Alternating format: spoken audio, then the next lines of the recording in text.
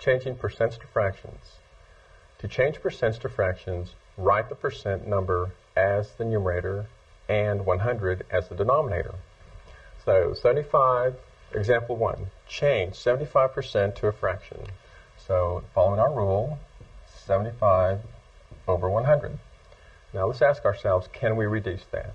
Well, we know that 75 and 100, there is one number that is common to both, and that would be 25, a factor. So let's divide 25 into 75, and let's divide 25 into 100. 75 divided by 25 would be equal to 3, and 100 divided by 25 would be equal to 4. So we know that 75 over 100 reduces to 3/4, a fraction. And that's how we converted 75% to a fraction. And also 25, that was our greatest common factor, the one factor that is common to both 75 and 100. Again, example 2, change 33 and 1/3% to a fraction. Well, let's convert this to an improper fraction. We do that by multiplying the denominator 3 times our whole number. 3 times 33 is 99, plus 1 is 100. So we have 100 over 3. And let's divide that by 100, or 100 over 1. In doing this, this is equivalent to 100 over 3 times the inverse, 1 over 100.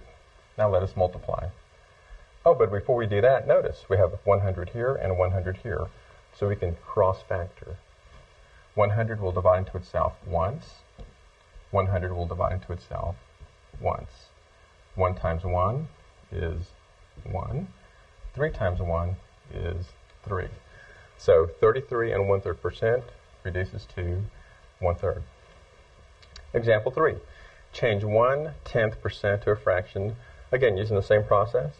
We have 1/10 divided by 100, or 100 over 1, and this would be equivalent to 1 over 10 times 1 over 100. And as I can see, there's nothing here to cross-factor, so let us just multiply. 1 times 1 is 1, and 10 times 100 would be 1,000. So we know that 1/10% is equal to 1/1000th as a fraction.